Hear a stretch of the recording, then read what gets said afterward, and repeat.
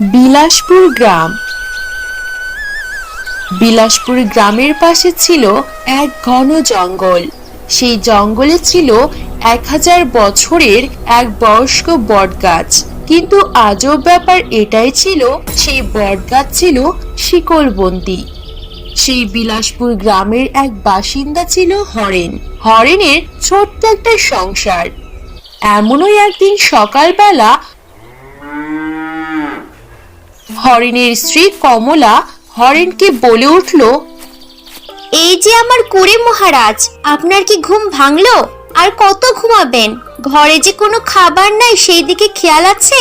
ঘুম থেকে তাড়াতাড়ি উঠুন আর কাজে গিয়ে আমাকে উদ্ধার করুন। হ্যাঁ বউ, উঠছি। প্রতিদিন সকাল হতে না হতেই কি যে পাঁচালি শুরু করে দাও, এটাই বুঝতে পারি না, ভালো লাগে না। বলি, সকাল গড়িয়ে দুপুর হয়ে গেল, সেদিকে কোনো খেয়াল আছে? যাও যাও, তাড়াতাড়ি ওঠো, না হলে কিন্তু আমার মুড়ো ঝাঁটার দর্শন আজকেও হয়ে যাবে তোমার উপর দিয়ে। আরে উঠছি গিন্নি, উঠছি তো। কথায় কথায় শুধু চণ্ডী রূপ ধারণ করো। তোমার মুড়োঝাটার কথা শুনলেই আমার বুকের মধ্যে যেন ধরপড় করে ওঠে। অন্যদিকে সেই গ্রামের শহর থেকে এক বাবু আসে, আদিত্য বাবু। শুনছেন, আপনাকে বলছি, এটা কি বিলাসপুর গ্রাম? হ্যাঁ বাবু, হ্যাঁ, এটা বিলাসপুর গ্রাম। আপনাকে তো ঠিক এ গ্রামে আগে কখনো দেখেছি বলে মনে হয় না। কার বাড়িতে যাবেন বাবু? হ্যাঁ, আমি এই গ্রামে নতুন এসেছি, কাউকেই ঠিক মতন চিনি না। তবে শুনেছি এখানে আমাদের পূর্বপুরুষ থাকতো। অনেক সুন্দর নাকি এই গ্রামটা, এজন্য এই গ্রামে ঘুরতে এসেছি। এখানে আশেপাশে কোনো থাকার হোটেল পাওয়া যাবে? না বাবু, এসব আর আমরা কোথায় পাবো এই গ্রামে? আমাদের গ্রামের মুখ্য সূক্ষ্ম মানুষ। আমাদের গ্রামে শহরের এই হোটেল ব্যবস্থা আপনি কোথাও পাবেননি। তখনই সেই পথ দিয়ে হরেন আসতে থাকে। হরেনকে দেখে ভানু বলে ওঠে, এই যে হরেন্দা, দেখো না, শহর থেকে বাবু এসেছে আমাদের এই অজপাড়া গায়ে। এই শহরে বাবু থাকার জন্য হোটেল খুঁজতেছে। বলো না হরেন্দা, এখানে হোটেল কোথায় পাওয়া যাবে? আর এখানে হোটেলই বা কোথা থেকে আসবে? আগে বাবু, ওর কথায় কিছু মনে করবেন না। আপনি আমাদের গ্রামের অতিথি, আপনি চাইলে আমার বাড়িতে থাকতে পারেন। তবে বাবু, আমার বাড়িতে কিন্তু এমনি আমার বউ থাকতে দেবে না। থাকা খাওয়া বাবু কিছু পয়সা দিতে হবে কিন্তু আপনাকে। হরেনের কথায় আদিত্য বাবু রাজি হয়ে যায়। এভাবে 7 দিন কাটার পরে এমনই একদিন সকালবেলা হরেনের বউ কমলা দেখতে পায় আদিত্য বাবু শিকলবন্দি বটগাছের জঙ্গলের দিকে এগিয়ে যাচ্ছে। এটা দেখে হরেনের বউ কমলা বিস্মিত হয়ে বলতে থাকে, কি ব্যাপার? এই শহরের বাবুটা শিকলবন্দি বটগাছের দিকে কেন এগিয়ে যাচ্ছে? কিছুদিন ধরে দেখছি এই শহরে বাবুটার ভাবভঙ্গি কিছুটা ভিন্ন। ঘর বন্ধ করে একা একা কি সব বলতে থাকে। এসব আমার বাড়ির কর্তাকে জানাতে হবে।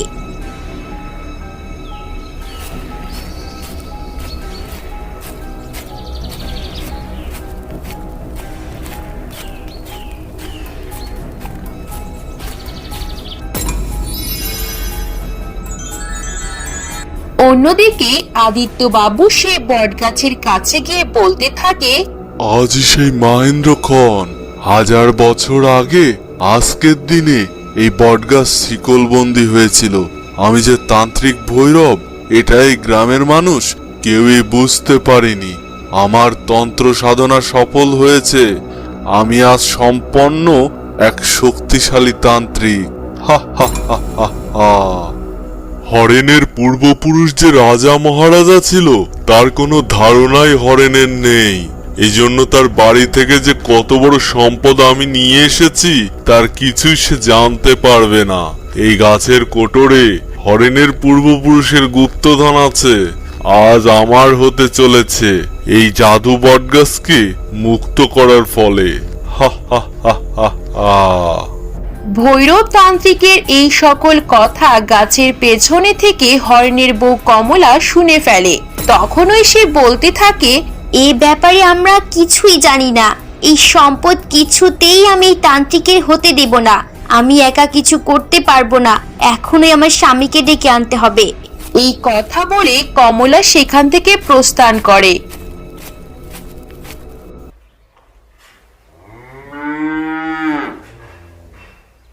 অন্যদিকে কমলা হরিণের কাছে গিয়ে বলতে থাকে,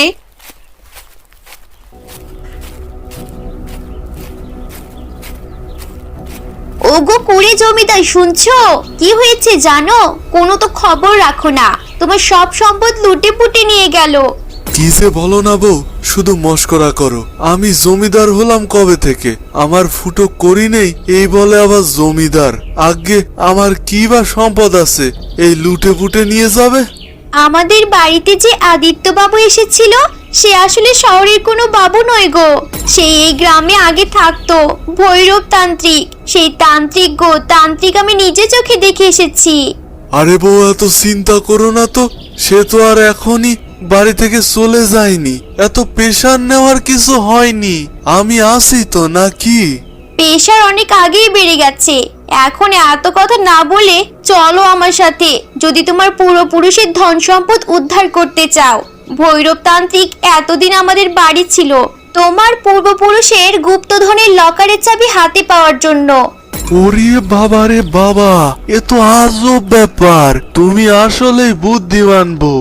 না না, বুদ্ধিমতী বউ। চলো, আর এখানে বসে থেকে লাভ নেই, এখনই আমাদের বেরিয়ে পড়তে হবে।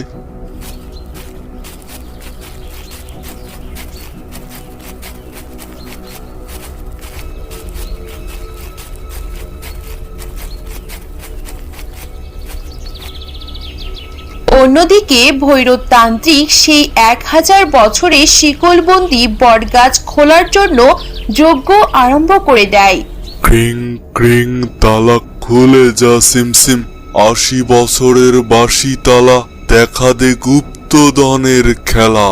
রিং ক্রিং, শিকলের গায়ে ত্রিং ব্রিং, খুলে যা সিমসিম। ভৈরব তান্ত্রিকের মন্ত্রগুণে সেখানে আগুন জ্বলে ওঠে। সেই যজ্ঞের আগুনের ধোঁয়া বটগাছে লাগতে সেখানে ঝোড়ো হাওয়ার আবির্ভাব ঘটে। হঠাৎ সেখানে হরেন ও তার বউ কমলা চলে আসে। হরেন কিছু না ভেবেই ভৈরব তান্ত্রিককে দেখে এক ছুটে তার যজ্ঞের সামনে যায় আর সেই যজ্ঞের আগুনে জল ঢেলে দেয়। সেই জল গড়িয়ে যখন ওই বটগাছের কাছে পৌঁছে যায়, তখনই সেই বটগাছের শিকল, তালা, চাবি সহ অদৃশ্য হয়ে যায়। তখন ওই বটগাছ বলে ওঠে, ধন্য নগেন, তুই ধন্য। 1000 বছরের অভিশপ্ত গাছ আমি, তোর হাত দিয়ে মুক্তি হলো আজ আমার। আমি 1000 বছর ধরে এই বৃক্ষের মধ্যে বন্দী ছিলাম আর প্রতিজ্ঞা করেছিলাম যে আমাকে 500 বছরের মধ্যে মুক্তি দেবে। আমি তাকে জাদুবিদ্যা দিয়ে পৃথিবীর সব থেকে সম্পদশালী করে তুলবো। এজন্য গ্রামের মানুষ অনেকেই স্বপ্ন দেখেছিল, কিন্তু ভূতের ভয়তে কেউ সাহস করেনি। ও, তাহলে আমি 500 বছরের মধ্যে তোমাকে মুক্ত করে দিয়েছি। তাহলে তো দুনিয়ার সব থেকে সম্পদ আমারই প্রাপ্য। তাহলে আর দেরি কিসের? আমাকে তোমার সব সম্পদ দিয়ে দাও, তাহলে আমার আর কোনো কাজ করা লাগবে না, শুধু খাবো আর ঘুমাবো। কিন্তু সম্পদ আমি তোকে দিতে পারবো না, কারণ সেই 500 বছরের মধ্যে তুই আমাকে মুক্ত করিসনি। কিন্তু পরে আমি প্রতিজ্ঞা করেছিলাম পরবর্তী 500 বছরের মধ্যে যে আমাকে মুক্ত করবে, আমাকে 1 বছরের তৃষ্ণা মেটাবে, আমার জল পান করতে সাহায্য করবে, আমি তাকে 2টা বর দিব। ওগো, 2টো বর দেবে? এটাই তো সুযোগ, সুযোগের সদ্ব্যবহারটা করে ফেলো। প্রথম বরে বলো যে রাজা হতে চাই, অনেক ধন সম্পদ চাই। আর দ্বিতীয় বরে বলো না গো, আমাকে সব থেকে সুন্দরী করে দিতে। বলো না, প্রাণ স্বামী আমার। ওরে ভালোবাসার অন্ধ নেশা, এসব বলে লাভ হবে নি গো বউ। আমার অভাব থাকতে পারে, কিন্তু আমার স্বভাব নষ্ট নয়। যা আমার তা আমারই, আর যা আমার না তা কোনোদিনই আমার চাই না। বটবৃক্ষ যদি আমার পূর্বপুরুষের কোনো গুপ্তধন আপনার কাছে থেকে থাকে, তাহলে সেটা আমাকে ফিরিয়ে দিন। আর দ্বিতীয়ত এই ভৈরব তান্ত্রিকের মন থেকে খারাপ বিদ্যা মুছে দিন। তথাস্তু, ঠিক আছে নগেন, তাই হবে। তখন ওই বটগাছ থেকে একটি আলোক রশ্মির সৃষ্টি হয়। বটবৃক্ষ হরেনের পূর্বপুরুষের গুপ্তধন ফেরত দেয় আর ভৈরব তান্ত্রিকের খারাপ বিদ্যা ধ্বংস করে দেয়। তারপর সেই বটগাছ থেকে একটি জ্যোতিরেখা উপরের দিকে উঠে চলে যায় আর বটগাছটি একটি সাধারণ বটগাছে রূপান্তরিত হয়। তো বন্ধুরা, গল্পটি কেমন লাগলো? যদি ভালো লেগে থাকে তাহলে অবশ্যই লাইক এবং সাবস্ক্রাইব করে দিও। আজ এ পর্যন্তই, দেখা হবে পরের কোনো ভিডিওতে। সে অবধি ভালো থেকো এবং সুস্থ থেকো। ধন্যবাদ।